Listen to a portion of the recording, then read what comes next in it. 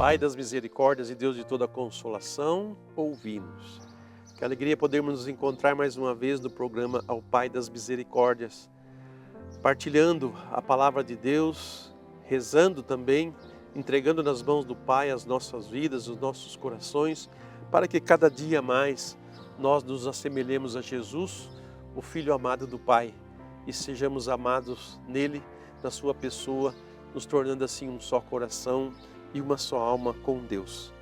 O Papa Francisco, em sua audiência geral no mês de junho de 2024, falando sobre o Espírito Santo, ele nos diz o seguinte, através do Evangelho de João, capítulo 8, versículos de 35 a 36.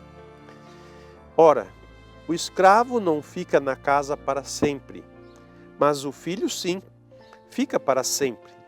Se, portanto, o Filho vos libertar, sereis verdadeiramente livres. Fecha aspas. E o Papa continua. São Paulo está bem consciente do abuso ou da incompreensão que se pode ter desta liberdade. Aos Gálatas escreve: Vós, irmãos, fostes chamados à liberdade, mas que esta liberdade não se torne um pretexto para a carne. Através do amor, colocai-vos ao serviço uns dos outros. Trata-se de uma liberdade que se manifesta naquilo que parece ser o seu contrário. Exprime-se no serviço, pois é no serviço que há a verdadeira liberdade.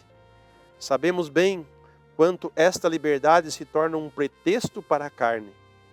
Paulo apresenta uma lista sempre atual: fornicação, impureza, devassidão, idolatria, feitiçaria, inimizade, discórdia, ciúme, dissensões, divisões, facções, invejas, bebedeiras, orgias e coisas semelhantes. Mas assim é a liberdade que permite aos ricos explorarem os pobres. É uma liberdade negativa que permite aos fortes explorarem os fracos e a todos explorarem impunemente o meio ambiente. Trata-se de uma liberdade negativa, não é a liberdade do espírito. Onde encontramos esta liberdade do espírito, tão contrária à liberdade do egoísmo? A resposta está nas palavras que, um dia, Jesus dirigiu aos seus ouvintes: Se o Filho vos libertar, sereis verdadeiramente livres. João 8,36. Esta é a liberdade que Jesus nos concede. Peçamos a Jesus que, mediante o seu Espírito Santo, faça de nós, homens e mulheres, verdadeiramente livres. Livres para servir no amor e na alegria. Conclui o Papa. Então veja, a gente às vezes escuta muito as pessoas falarem: eu quero ser livre, eu quero fazer o que eu quero. E muitas vezes toma decisões e toma rumos que frustra as pessoas, né? Frustra quem tomou a decisão e frustra também quem está próximo desta pessoa. Então esta liberdade que o Papa chama, e o próprio Jesus chama de escravidão, né? O escravo não é livre, mas aquele a quem Jesus liberta, esse sim tem verdadeira liberdade. E é interessante a gente olhar para isso daí. Muitas pessoas querem ser livres, né?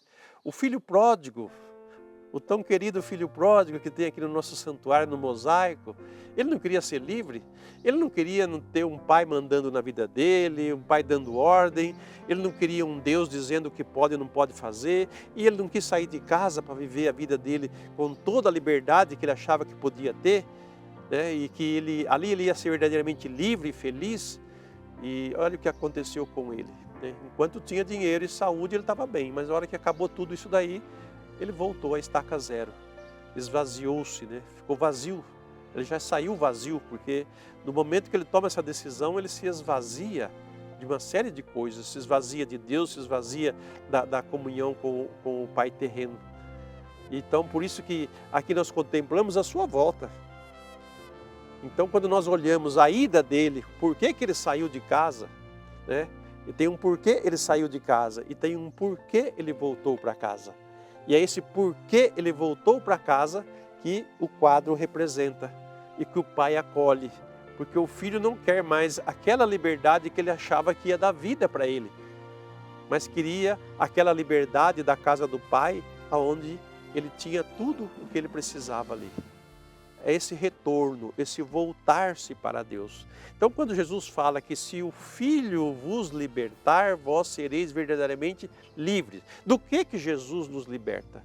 Jesus nos liberta de todas essas porcarias que nós acabamos de ler aqui, que o Papa fala que as pessoas acham que ser livre significa fazer o que quer, a vontade que tem, né, seguindo os desejos da carne, a vontade da carne, como que nada é proibido, tudo pode fazer. E é uma lista bem grande de coisas e que nós não devemos deixar se enganar em nenhum momento, mas estarmos atentos a isso.